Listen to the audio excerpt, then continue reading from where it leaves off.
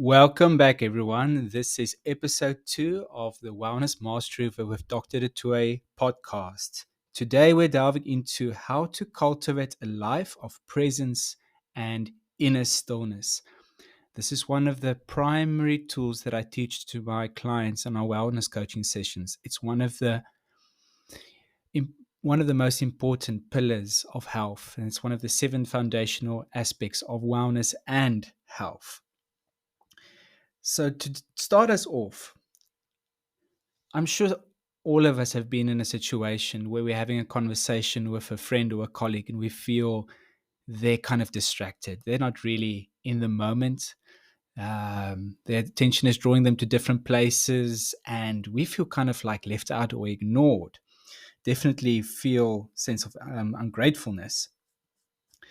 Now, we all fall into this trap because of such a vast landscape of the world we live in, the Western lifestyle, that is so prone to pulling us into so many different directions. Our thoughts are scattered. We're in the survival mind, the stress response. We have distractions all over the place, and technology and cell phones have got such a big role to play in this picture. And what we want to cultivate is a life of presence, being in the moment. So I'm going to teach you a couple of techniques how to do that straight off the bat. And the first is that connecting to your breath. It's one of the greatest tools that we have. It's free. Um, the saying, that person gave his last breath. We literally have a certain number of breaths in our life.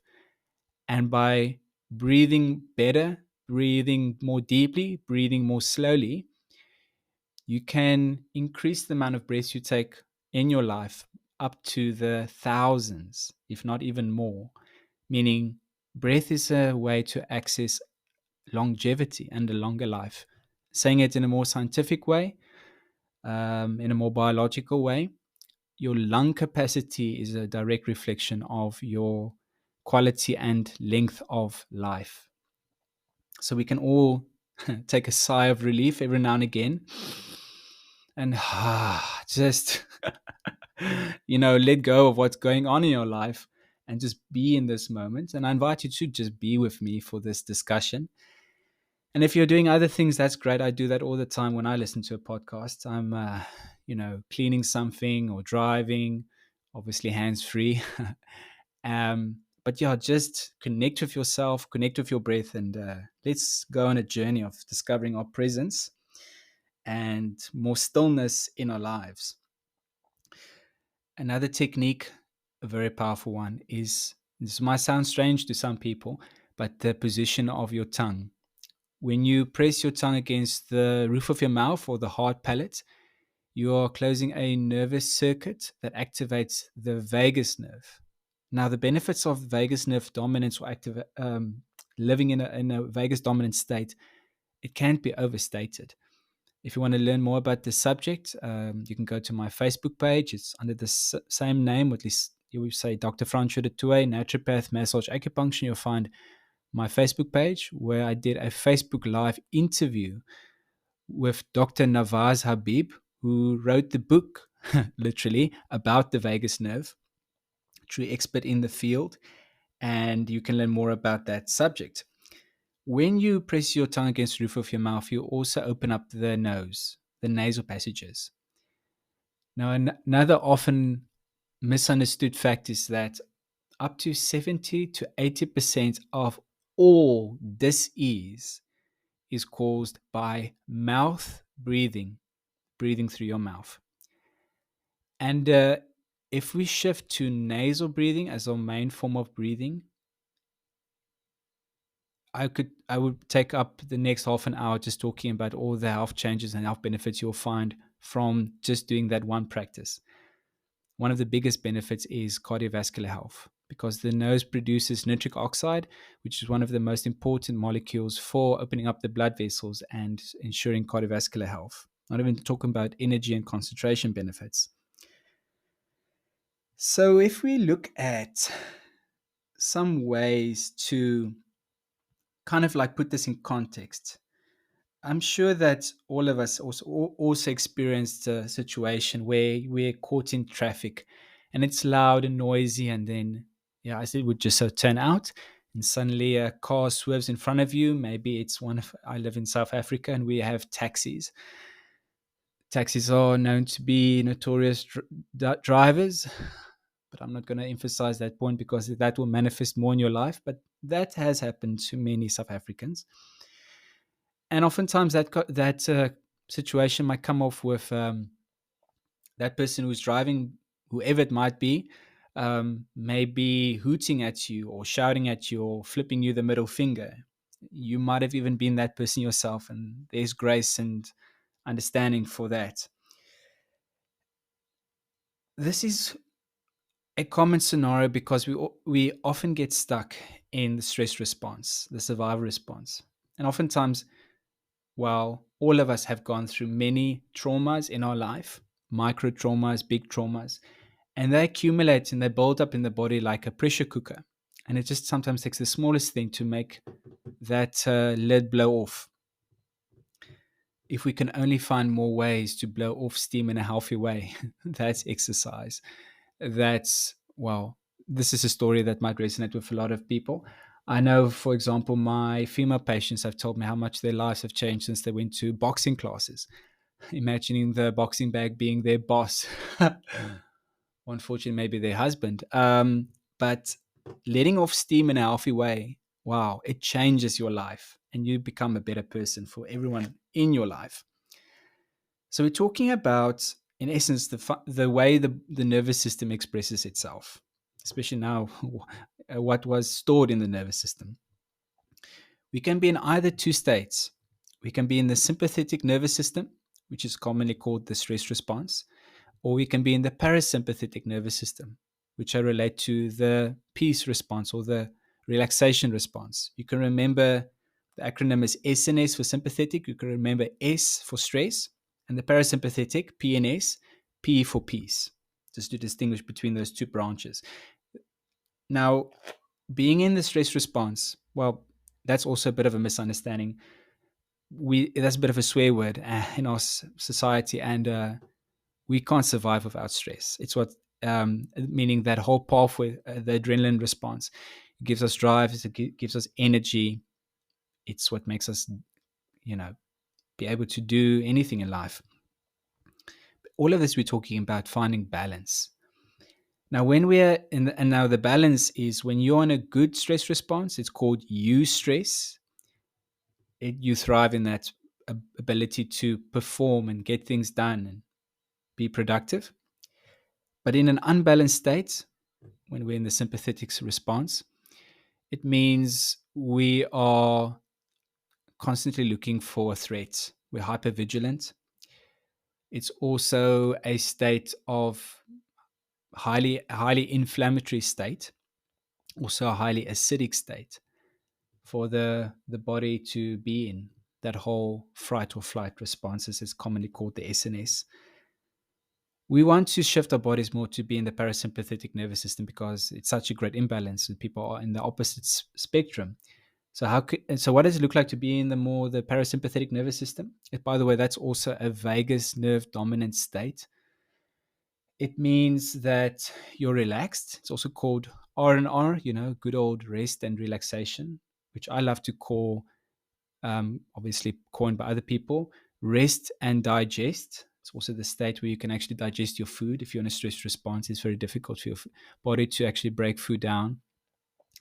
And it's the optimal state where you are in an anti-inflammatory state and even an alkaline state. And I know it's trending now to be more alkaline, with Wim Hof advocating Wim Hof breathing, which is a great way to alkalinize the body, and even alkaline water coming into the scene, which I won't comment on in this podcast. But yes, we want to be in a more alkaline state. It's a scientific discussion about acidity versus alkalinity that I can delve into if you're interested. So leave a comment about that. And what is a good tool to be more in the calm state, the present state? It's to practice gratitude. Now, if you start If you take just this one thing from this discussion by listening to me today, it would be the life changing and health beneficial approach where you practice gratitude every single day. And it is very little that you need. And it's one of those things, just start by starting.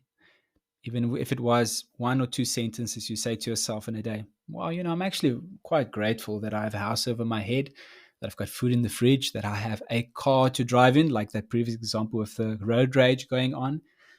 You can find anything to be grateful for. And when you shift your mind towards that, you'll find more things to be grateful for, and your life changes drastically. Interesting side note that I learned: if you're thinking about what stresses you out, who upset you, what happened to you in the past, what might happen in the future, except for being pulled out of the present moment, it's a big cause of being pulled out of the present moment.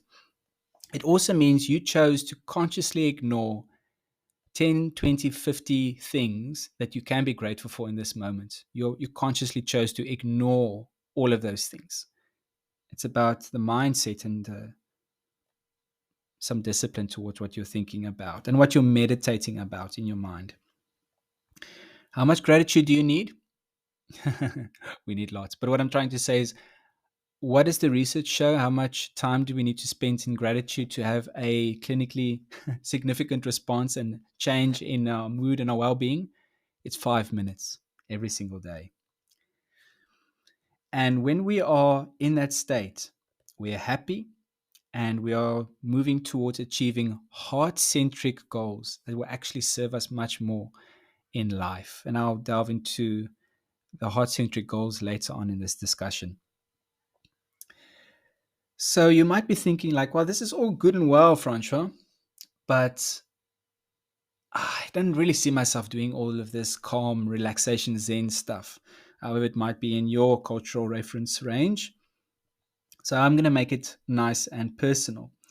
But by starting this off by thinking about this, reflect back on a moment in your life when you were the happiest, when you were overflowing with joy and you're just playing through life. This might have been a week ago, years ago, maybe a memory from childhood.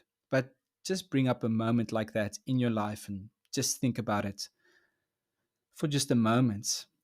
And when you have that moment, you'll recognize that there are a few common things that come up in your mind.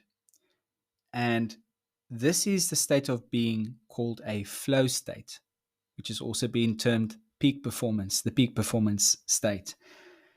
Now, research is mounting to say that the more time we spend in a flow state or a peak performance state, the happier we are, the more we find we're achieving our goals and achieving success effortlessly, getting 10 times the work done in the same amount of time, and the list goes on. Now, there's an acronym to just define what flow states are that I'll teach to you, and it's called STER. STER. Now, let me explain what each of them is, and you'll find this thrilling because who doesn't want to be more in a state of abundance and joy? So, the S stands for selflessness. It's a state of self transcendence where one's consciousness is focused entirely on the task at hand and you lose awareness of yourself, and it's a completely immersive experience. The T is for timelessness, the experience of time distortion, either speeding up or slowing down, often resulting in hours feeling like minutes when you are in that flow state. And the E is for effortlessness, the feeling of ease and the absence of struggle, making the task at hand feel natural, fluid, and automatic, which indicates that you are then in a flow state. And the R is actually for information richness, which is a heightened state of awareness and perception where one can absorb and process a wealth of information effortlessly. It's like the brain on like supercomputer mode, leading to insightful and innovative solutions. Now, who was that doesn't want to be more in any one of those states? And I'm sure you'll find in that moment that you picked these elements coming up. Um, so I'm going to lead with a quote from Howard Thurman. Don't ask what the world needs. Ask what makes you come alive and go do it. Because what the world needs is people who have come alive. And you can access so much more of this by understanding how to enter into more flow, more of these peak performance states every single day of your life. Uh, I'd love to delve into I was actually hoping to delve into what the four flow types are, but maybe I'll just leave that for a little bit later. But let me give you a resource. If you want to understand your flow type, you can look up this. It's a questionnaire by the flowgenomeproject.com to learn your flow superpower. It's not mine, it's their research institute's website, and it's a free questionnaire to find out what flow type you are.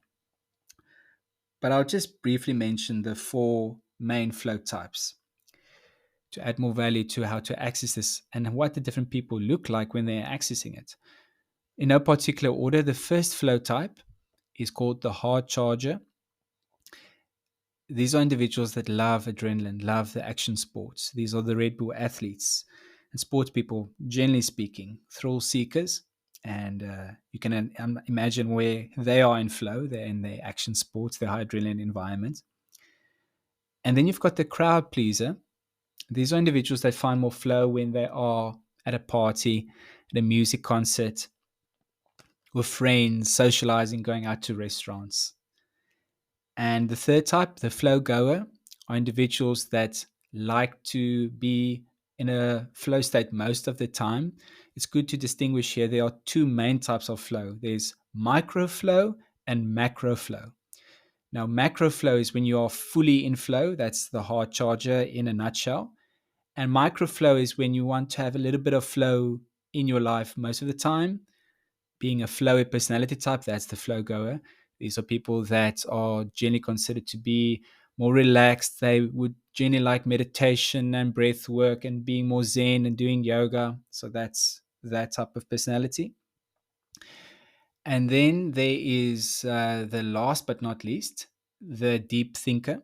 These are individuals that get into flow when they are deeply intellectually engaged in activity like doing research or reading a book, maybe even writing a book or doing scientific research and wanting to publish that.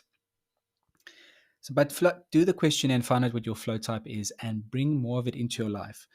Now, you might be thinking, wow, why do I actually want more flow? Except for, wow, okay, feelings of joy and abundance more in your life. Research has shown that people that spend more time in flow are up to 500% more productive. Now, I'm not going to kid you or myself by saying it will come immediately. It might take weeks, months. Oftentimes, the training institutes courses that I've completed say it will take a year, years even. But little by little, step by step, you'll be entering into flow more in your life. And in those moments, maybe in the beginning it's a minute, maybe then it's 5 minutes, building up to an hour. In that hour, you'll be 500% more productive. What could that mean for your business or your relationships or getting your goal list done? And reflect on that and delve a bit deep into that subject. And if you'd like me to speak more about flow states or peak performance training, that can be a future discussion in one of my podcasts or other media. I also do the Facebook Lives and Zoom webinars that might interest you. So let's get really practical because you must be thinking, yo, I want more of this in my life now. What can I do? What should I do? So let's get to the juicy stuff. Now, one of my top two mentors is Dean Graziosi and Tony Robbins. You can look up to them and see like, wow, a lot of these aspects that we're talking about today are present in their lives. They've got balance. They practice what we are teaching today. And especially, I have to honor Dean Graziosi. He literally taught me about the 5-minute gratitude practice. And What he does is every single morning when he wakes up, even before he gets out of bed while his eyes are potentially still closed, he would say, "Wow, I love the feeling of my bed and the silk duvet cover on my body, and grateful for my wife and my beautiful kids, and I'm grateful to live in a mansion," and all these things. And you might be thinking now at this present, like, "Oh, obviously he'll be grateful. He's got a mansion, he's got the the Ferraris and all these things." And unfortunately, you would be wrong. I would have not known that, and I would have been wrong years ago. But there was research conducted on people that win the lottery. Maybe that might have been $1 million that they won. And what they discovered, shockingly enough, is that people were pretty much as happy um, after winning the lottery as they were before. Well, for a short period of time, obviously, they find a spike in joy and they buy a lot of things, but after a certain period of time, they just return back to their previous state of being. It actually shows the testament to the adaptability of the body to adjust and, yeah, be basically able to adapt to any circumstances. So what it comes down to is, it's like, if you were a an angry, bitter, resentful man that won the lottery, you'd be an angry, bitter, resentful man now with a Ferrari and a mansion. So let's practice gratitude in this moment, because when you find gratitude in what you have right now, you'll always find it in the future, and you won't end up in that sad position where one day, where if you are a success driven individual and you're pursuing your goals, when you reach that point where you say, like, "Oh wow, I started the business." Here in South Africa, it might be an exceptional landmark to say, "Wow, I'm making 80,000 rand a month, or 150,000 rand a month," or whatever your goal setting limit is for being a rich man or wealthier man. But then actually think, like, "Wow, I'm actually not happy. I don't find joy in all my possessions." So start by being grateful for what you have now, and then at that point, you'll also be grateful for what you have then.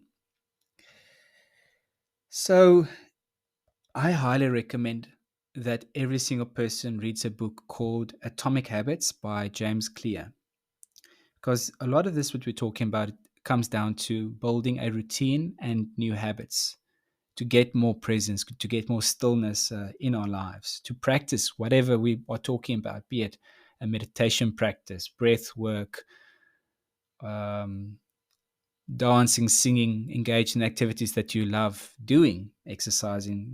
Pick your what you enjoy doing.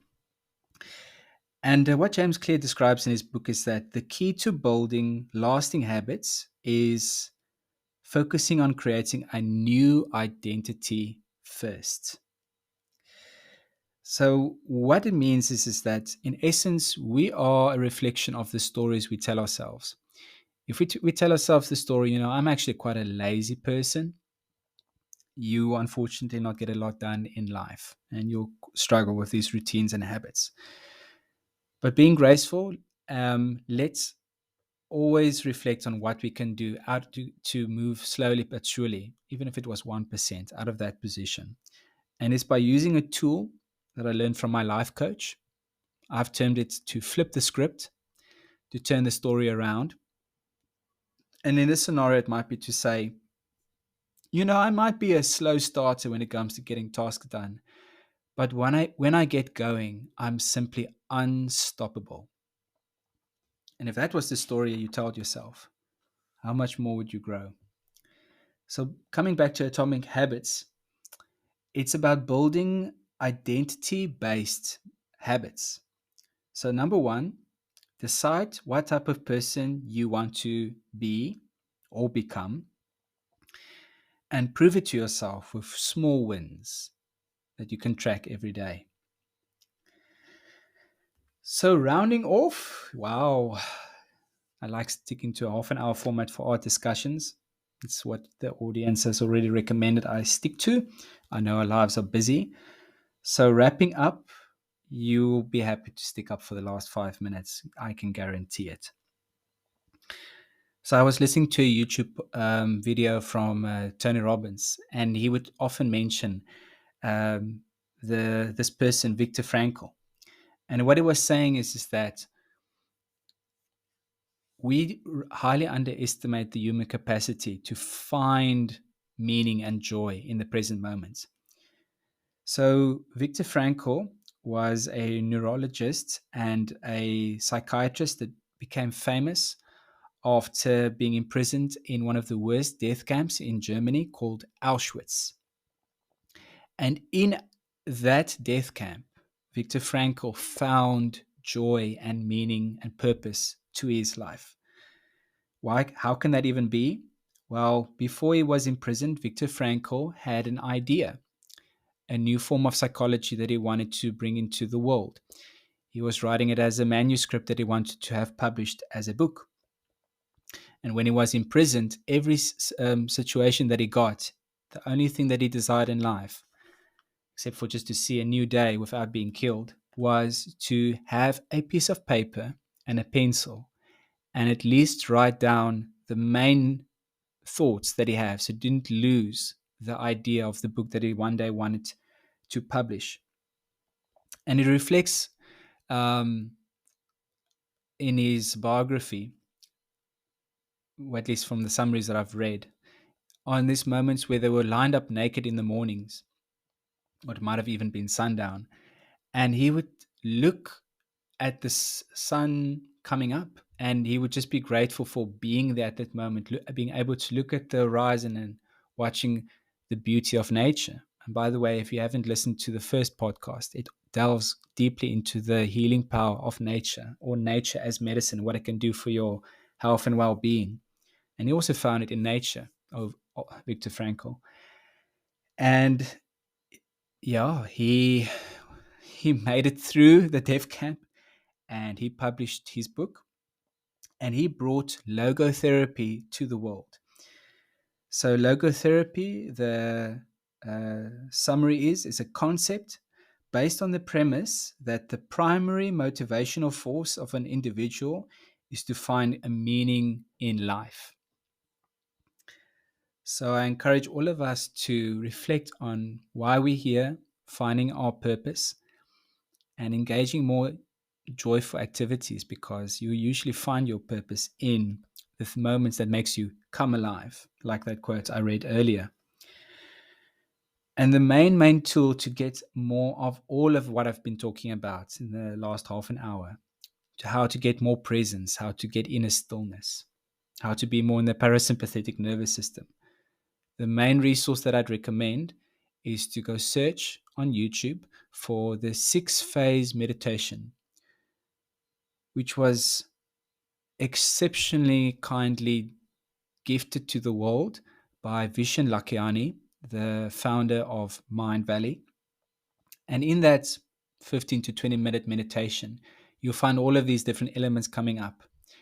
And if you just do this one thing, if you carve out an half an hour every day, ideally the first thing in the morning, to listen to this 6-phase meditation, which includes gratitude practices and envisioning your ideal future, just to name a few, you will find, even if it takes a couple of days or weeks, that your life looks drastically different. You come to look back on your life and say, wow, my life is actually flipping great right now. And you will know, because other people will come up to you and say, man, why is your life so awesome? What is your secret? And now you know. Trust this podcast has blessed you. Stay tuned for the next one. And yeah, enjoy your day and share this message with everyone that you know.